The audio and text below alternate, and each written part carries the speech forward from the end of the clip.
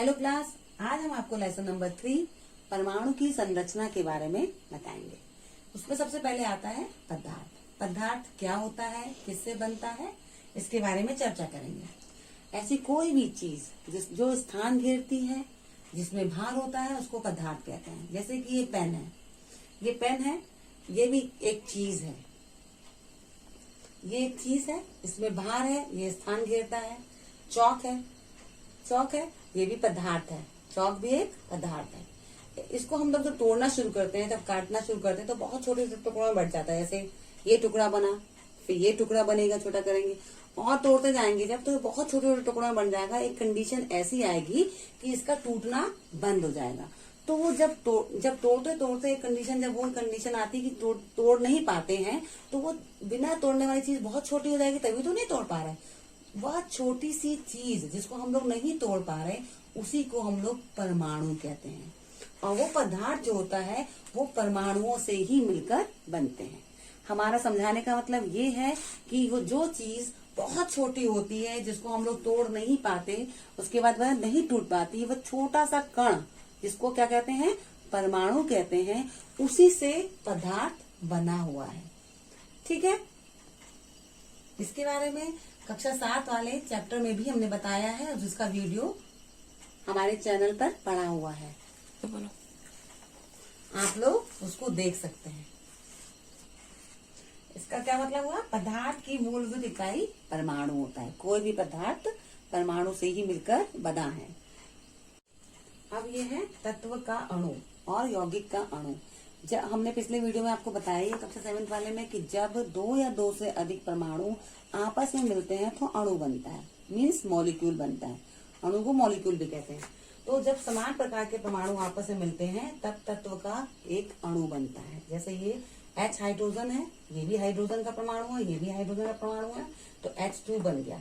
इसमें क्या है, 2 परमाणु है और अणु क्या है, 1। हाइड्रोजन के 2 परमाणु जब मिल जाते हैं तो क्या बनता है, एक तत्व का एक अणु बना। इसी प्रकार क्लोरीन, एक क्लोरीन का परमाणु, दूसरा ये वाला, जब दोनों आपस में मिल गए तो क्लोरीन के 2 परमाणु हो गए, लेकिन उसे क्या बोलेंगे, तत्व का एक अणु। Br प्लस Br मिले, Br2 हो गया तत्व का अणु। तो इसमें देखा गया है कि जब समान प्रकार के परमाणु मिलते हैं तो क्या बनता है, तत्व का अणु बनता है। इसके जो गुण रहेंगे वो सेम रहेंगे, इसमें गुणों में कोई अंतर नहीं आएगा, वही प्रोडक्ट बनेगा, समान है, और उनका जो गुणधर्म रहेंगे भिन्न नहीं होते। अब आते हैं यौगिक के अणु में। इसमें क्या होता है, इसमें एक हाइड्रोजन का है और ये क्लोरीन का है, अलग अलग हो गए, समान परमाणु नहीं है। जब 2 या 2 से अधिक विभिन्न प्रकार के परमाणु आपस में मिलते हैं, तब क्या होता है, नया प्रोडक्ट बनता है, उसको यौगिक का अणु कहते हैं। ये यौगिक का एक अणु है और इसके जो गुण धर्म है वो इससे बिल्कुल अलग हो जाएंगे। H और Cl के से प्रोडक्ट था, लेकिन बन गया हाइड्रोक्लोरिक अम्ल बन गया। पहले तो ये हाइड्रोजन था, ये क्लोरीन था, बन गया हाइड्रोक्लोरिक अम्ल। तो इसके जो गुण थे वो इनसे बिल्कुल भिन्न हो जाएंगे। ठीक है। इसी में आता है पानी, H2 प्लस O2 कर दिया, इन दोनों को मिलाया तो क्या बन गया, पानी के 2 अणु बन गए। क्योंकि इसमें देखो, यहाँ पर कोई नंबर जब नहीं होता तब उसको एक अणु कहा जाता है, जब नंबर आगे की तरफ रहता है उसको अणु कहते हैं, और जो नीचे लगा रहता है उसको परमाणु कहा जाता है। तो इसमें कितने बने मॉलिक्यूल, इसमें 2 अणु पानी के बन गए। हाइड्रोजन और ऑक्सीजन जब मिले तो क्या बन गया, पानी। अब इसका भी गुण बिल्कुल अलग हो गया, पानी बना।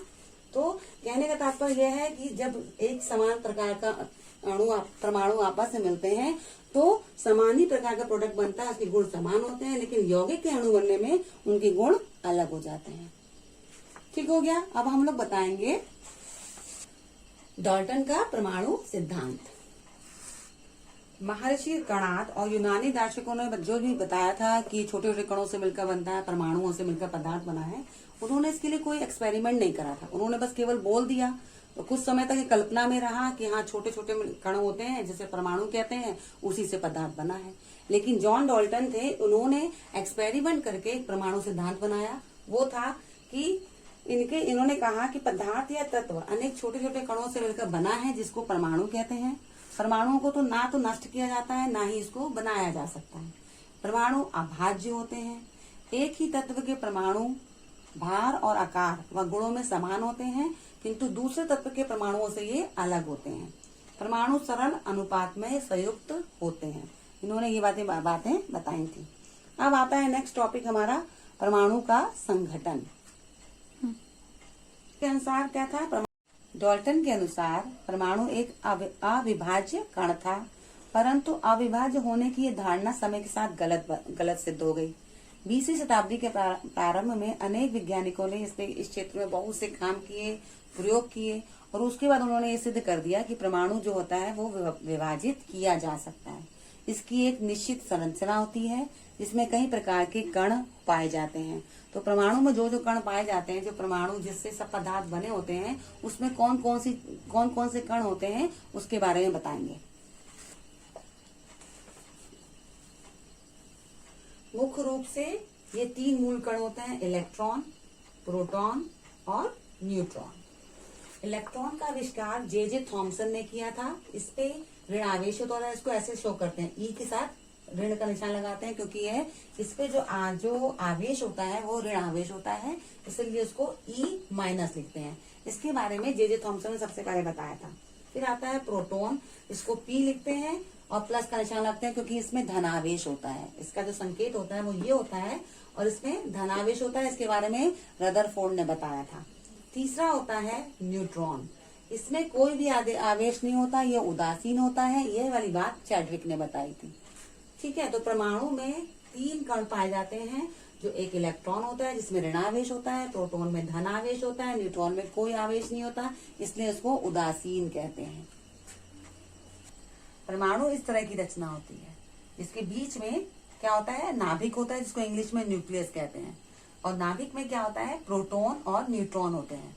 ठीक है, मतलब धनावेश और उदासीन, ये दोनों आवेश इसी में होते हैं, इसको मिलाकर नाभिक बनता है। और इसके बाहर इलेक्ट्रॉन घूमते हैं, और वह जितने प्रोटॉन होंगे उतने ही इलेक्ट्रॉन बाहर घूमेंगे, इसीलिए ये परमाणु जो होता है वो स्थायी हो जाता है। ठीक है, 3 मूल कण होते हैं, प्रोटॉन, न्यूट्रॉन और इलेक्ट्रॉन। ये पूरी संरचना कहलाती है परमाणु। और जब जितने प्रोटॉन की संख्या होगी बाहर उतने ही इलेक्ट्रॉन रोटेट करते हैं, और इसीलिए नाभिक जो तुम्हारा परमाणु होता है वो स्थायी कहा जाता है, क्योंकि प्लस और माइनस कैंसिल हो जाता है। ठीक है, जैसे +1 और -1 होता है तो कट जाता है, 0 होता है ना। और मानो अगर प्रोटॉन की संख्या 17 है और इलेक्ट्रॉन की संख्या भी 17 हो जाएगी, क्योंकि हमने बताया कि बराबर होते हैं संख्या की। तो प्लस का 17, प्रोटॉन का 17 माइनस इलेक्ट्रॉन का 17, जब ये दोनों जुड़ गए तो क्या हुआ, एक प्लस का एक माइनस का कैंसिल हो जाएगा, तो क्या आया, 0 आया। इस प्रकार से जो परमाणु होता है वो कैसा होता है, उदासीन होता है। अगला टॉपिक, परमाणु संख्या। किसी भी तत्व के नाभिक में उपस्थित प्रोटॉन की संख्या उस तत्व की परमाणु संख्या कहलाती है। इसको Z बोलते हैं, एटॉमिक नंबर को बोलते हैं, Z से रिप्रेजेंट करते हैं। तो Z बराबर प्रोटॉनों की संख्या। अब चूंकि हमको पता है जितनी किसी भी तत्व के परमाणु के नाभिक में जितने प्रोटॉन की संख्या होती है उतने इलेक्ट्रॉन की संख्या भी होती है, इसलिए परमाणु संख्या बराबर प्रोटॉन की संख्या बराबर इलेक्ट्रॉन की संख्या। ठीक है, अब आता है द्रव्यमान संख्या या परमाणु भार, इसको बोलते हैं एटॉमिक मास A, जो कि किसी भी परमाणु के नाभिक में उपस्थित प्रोटॉनों की संख्या और न्यूट्रॉनों की संख्या के योग के बराबर होती है। क्लियर हो गया। अब इसी में तीसरा आता है समस्थानिक। तत्व के परमाणु की परमाणु संख्या तो समान होती है, लेकिन इसका द्रव्यमान संख्या अलग अलग होती है, तो उसको हम लोग समस्थानिक कहते हैं। इसका एक एग्जाम्पल है हाइड्रोजन। हाइड्रोजन में 3 प्रकार के हाइड्रोजन होते हैं। इसमें देखो, पहला है H1 ऊपर लिखा है, इसको बोलते हैं प्रोटियम। इसका प्रोटॉन तो 1 है, न्यूट्रॉन इसमें नहीं है। दूसरा H2 जिसको ड्यूटीरियम कहते हैं, इसमें प्रोटॉन की संख्या 1 और न्यूट्रॉन की संख्या भी 1 है। और तीसरा है ट्राइटियम H3 जिसको बोलते हैं, इसमें प्रोटॉन की संख्या 1 है और न्यूट्रॉन की संख्या 2 है। तो हमने क्या ऑब्जर्व किया कि प्रोटॉन की संख्या तो सेम है, लेकिन न्यूट्रॉन की संख्या इसमें अलग है। इसका मतलब क्या हुआ, परमाणु संख्या तो समान है लेकिन परमाणु भार अलग अलग है, इसलिए इसको हम लोग समस्थानिक कहते हैं। इसकी टेबल तुम लोगों को हम दे रहे हैं, इसको तुम लोग देख लेना, कॉपी में नोट डाउन कर लेना। तालिका 3.1 में कुछ तत्वों की परमाणु संख्या और परमाणु द्रव्यमान संख्या दिया गया है, इसको तुम लोग नोट डाउन कर लेना। आप इसके नीचे आता है समस्थानिक की टेबल। ये समस्थानिक की टेबल है, इसको भी तुम लोग लिख लेना कॉपी में। और नील्स बोर का परमाणु मॉडल, अब जितने भी परमाणु मॉडल हैं वो नेक्स्ट वाले वीडियो में आपको बताएंगे हम।